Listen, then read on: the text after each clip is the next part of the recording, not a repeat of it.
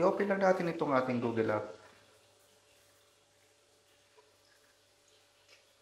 After natin may open, search mo lang ang www.passport.gov.ph. Then, click mo.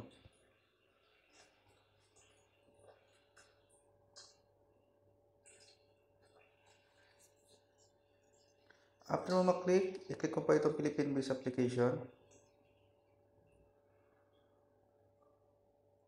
At dadalhin ngayon ito dun sa main website.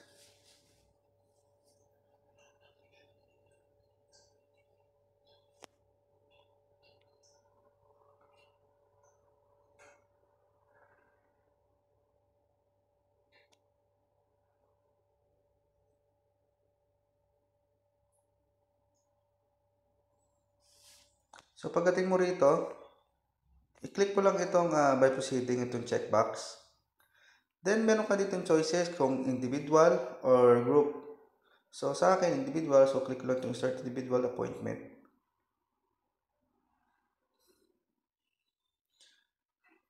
After nyo maklik, dadalhin pa kayo ito sa kabilang page, and then nandito na yung form na inyong pipilapan.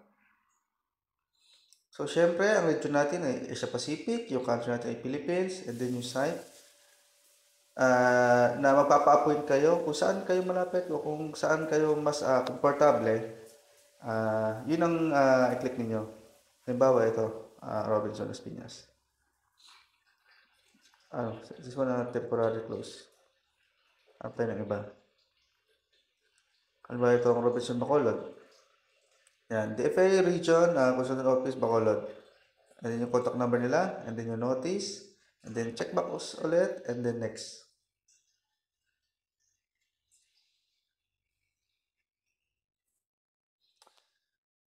Okay, no? Tapos dito natin makita yung months na kung anong petsa ang pwedeng mag-book at kung anong petsa naman ang hindi pwede. So, pag green, it means available, and then pag red, it means fully booked. So, mag-click lang tayo ng isa dyan. Halimbawa itong 14. And mag-process na, and then select natin yung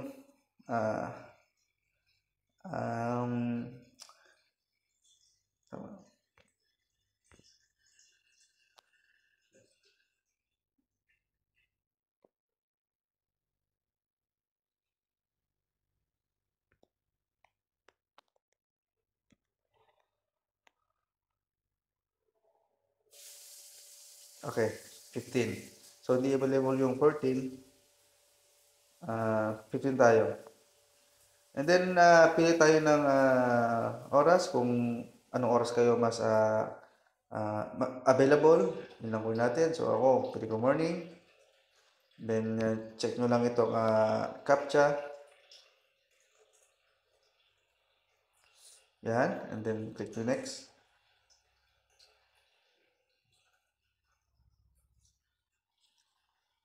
So, dito, scroll down nyo lang, and then, click nyo lang din checkbox na nag-agree kayo dun sa terms and condition. Nalagyan nyo yung inyong phone number. Meron kayo, and then yung mobile number. Sa akin kasi mobile number. So, ilagay ko na siya.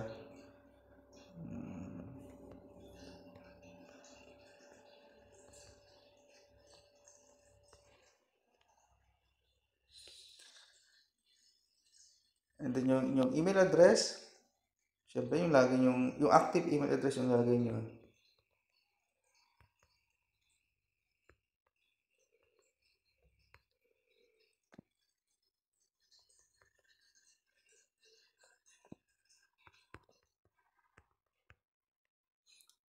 And then, i-confirm nyo. Copy-paste nyo na lang. Copy, then paste sa kabila.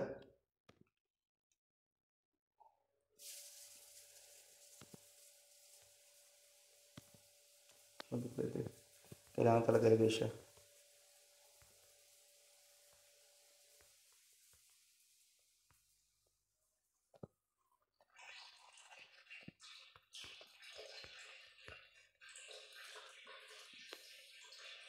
Then, dito ilalagay nyo yung inyong last name, given name,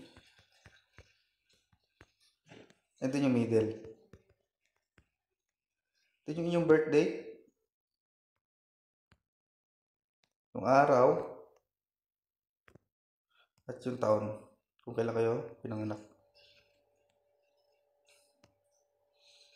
And then yung civil status, kung kayo ba single, married, widow, separated, or annul. And then yung legitimacy, syempre, legitimate, country of birth, Philippines. Then yung province, okay.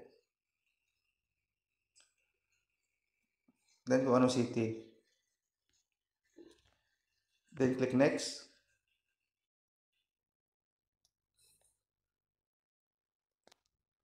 Okay.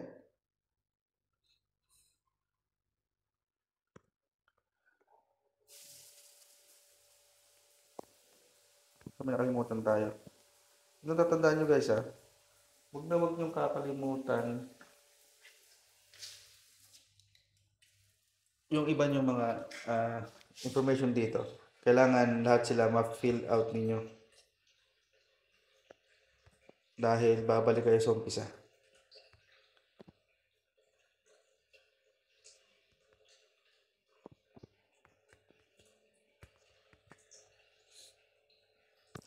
Ito nakalimutan ko yung mail. Check nyo yung gender nyo. Check nyo maigi guys ha. Paano kayo babalik-balik.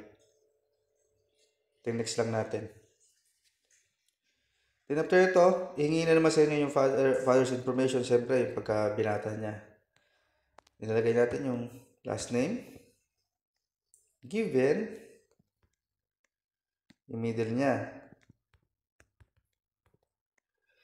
Siyempre, Philippines. Yung mother naman, yung pagkadalaga niya.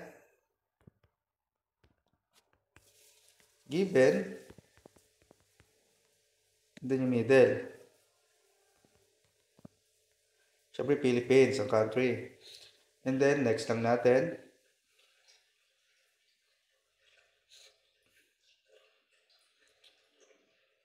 Yung application type, kung kayo by renewal, lost, or new. So, sa akin, new.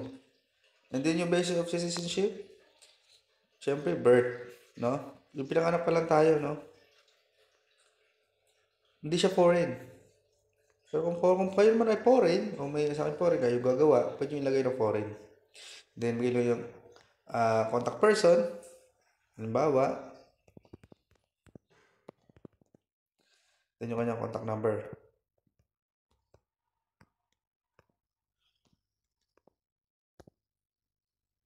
Then next.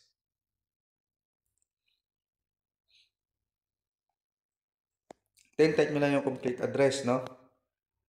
Halimbawa. Okay. Then yung state Manila. Occupation. Sabihin natin na waiter. Office number. Kahit hindi nyo nalagyan yan. Next nyo lang.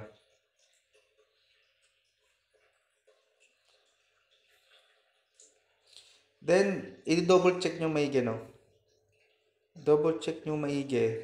Yung inyong information, dapat hindi kayo magkamali dito. Double check yung maigi yan.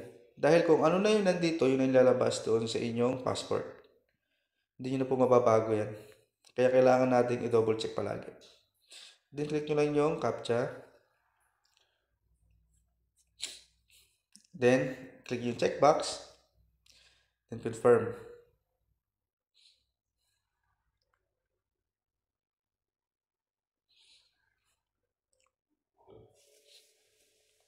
So, ito, no, natapos na natin, no. Ang tanging na natin gagawin ay kung paano siya bayaran para ma-process na yung ating passport. Meron din tayo dito mga choices na pwede natin pagpilian, no? Pwedeng regular processing, 12 days 12 working days mo siyang aantayin, or higit pa, minsan lumalagpas pa. Pwede naman special, no? So pagka-special, so medyo process siya 1 2, pero makukuha mo naman siya kaagad. Tapos yung payment method niya, pwedeng e-pay, pwedeng sa GCash, pwedeng PayMaya, O pwede sa mga 7-Eleven, yung mga kiosk doon. Pwede sa debit card, pwedeng over the counter. And then, mag-check ka lang ng isa. Okay? Check mo itong, halimbawa, special ka. Then, dito ka sa ePay. Then, courier, 150. Ibig sabihin nun, mag-additional ka, mag-charge ka ng 150 para sa courier service. No? Then, double check mo na maigi. Then, lagay mo yung landmark mo, kung saan, para pag dineliver na, yun yung mag-receive. No? Tapos yung mag-receive niya, yung authorized representative, alimbawa wala ka, pwede mo relatives, check mo yan, tapos check box. And then, ito yung summary, yung amount na babayaran mo. No? Yung passport fee niya is 950. Yung VRF fee, 250. Yung carrier service is 150. And the total of is 1,350. Then, pay now. At bayaran mo lang siya sa pwedeng GCash, pwedeng Kios, PayMaya, pwede rin Coins PH. Depende sa inyo, pwedeng over the counter. Sa inyo na yan.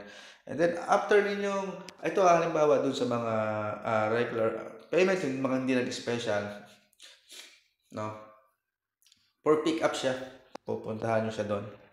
Doon mismo, dahil pagpunta nyo doon mismo sa DFA, kayo ay pipila. So, mas maganda maaga kayong pumunta ron.